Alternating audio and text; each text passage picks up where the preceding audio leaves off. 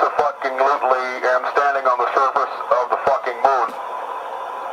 Am talking to you from the surface of the fucking moon. Jesus H. Christ in a chicken basket. Holy shit, Tranquility. Holy mother of fuck. The fucking moon. Over.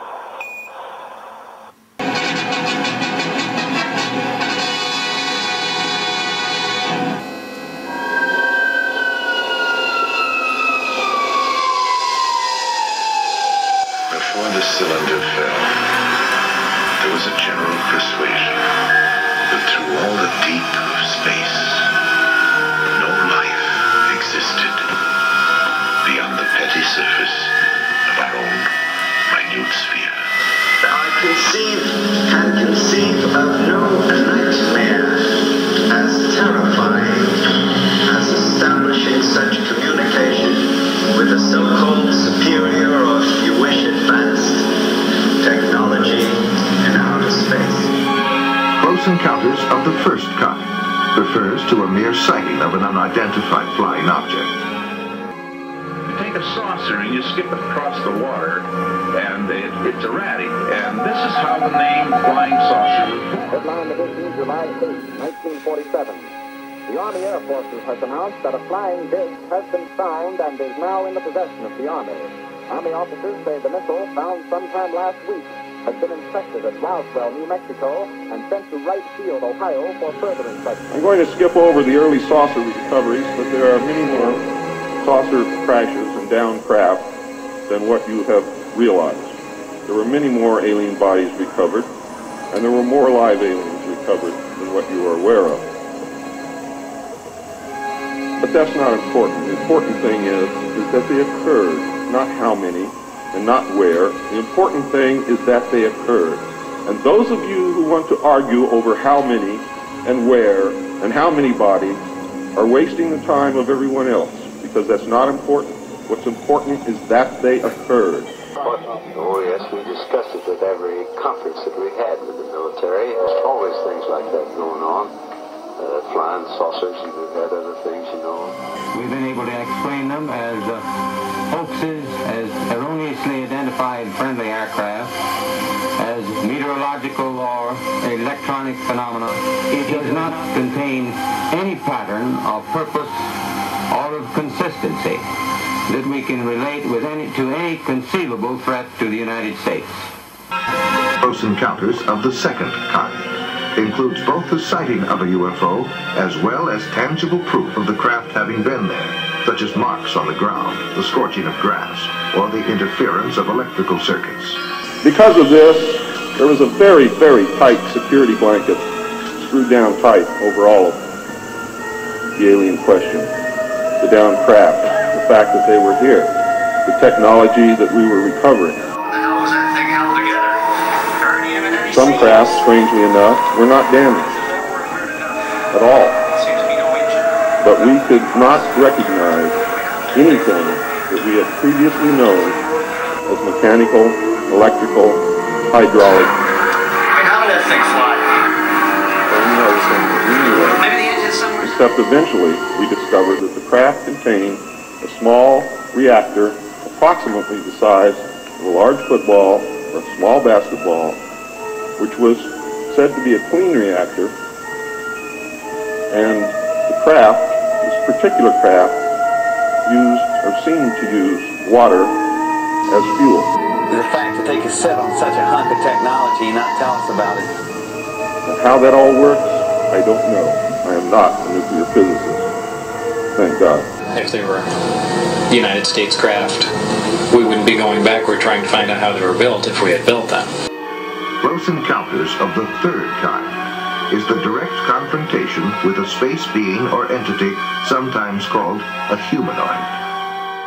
The live alien that had been taken from the 1949 Roswell crash was called EBE. It was short for extraterrestrial biological entity, and all aliens are not called EBE.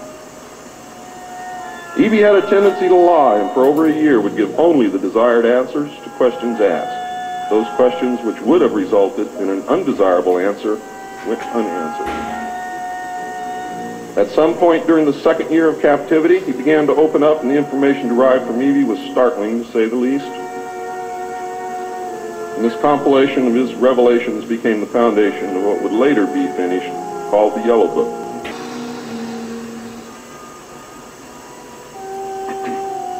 In late 1951, Evie became ill. Medical personnel had been unable to determine the cause of Evie's illness and had no background from which to draw. Evie's system was chlorophyll-based, and he processed food and energy much the same as plants. Waste material was excreted almost exactly the same as plants. It was decided that an expert in botany was called for. A botanist, Dr. Guillermo Mendoza, was brought in to try and help him recover. Those of you who have been looking for him on medical lists will not find him there. He was a PhD in botany. Dr. Mendoza worked to save Evie until mid-1952 when Evie died.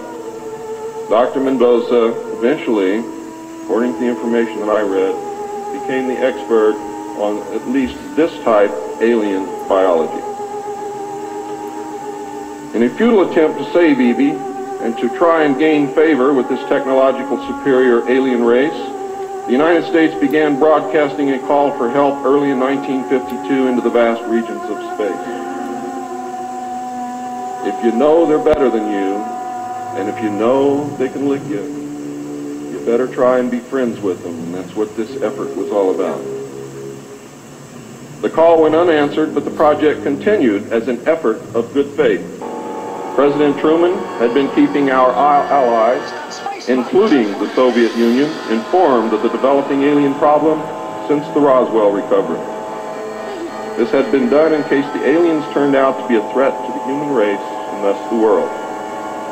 Plans were formulated to defend the Earth in case of invasion. These were international plans, which included most of the countries of the world. Great difficulty, however, was encountered in maintaining international secrecy. It was decided that an outside group was necessary to coordinate and control international efforts in order to hide the secret from the normal scrutiny of governments by the press. The result was the formation of a secret society which became known as the Bilderbergers. The headquarters of this group is in Geneva, Switzerland. The Bilderbergers evolved into a secret world government that now controls everything. The United Nations was then, and is now, an international joke.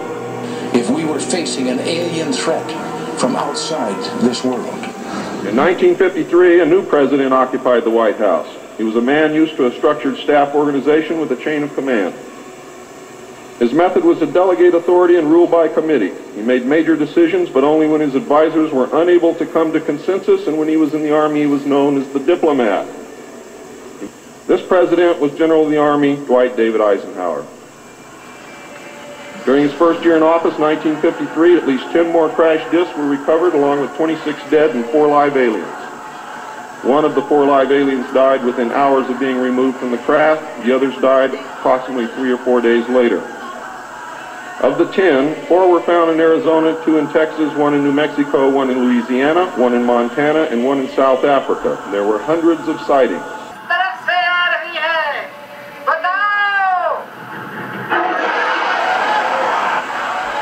Why were so many craft crashing? Because the government was scared. And when they found out that the radar was downing the craft, they started aiming the radar at the craft with lock-on radar and pumped the juice through. And they brought as many down as they could. Holy Christmas, that thing's doing about 4,000. Eisenhower knew that he had to wrestle and defeat the alien problem. He knew that he could not do it by revealing the secret to the Congress, because, in fact, isn't that the same as telling the public? Early in 1953, the new president turned to his friend and fellow member of the Council on Foreign Relations, Nelson Rockefeller, for help with the alien problem. Eisenhower and Rockefeller began planning the secret structure of alien task supervision, which was to become a reality within 1 year. The idea for MJ-12 was thus born.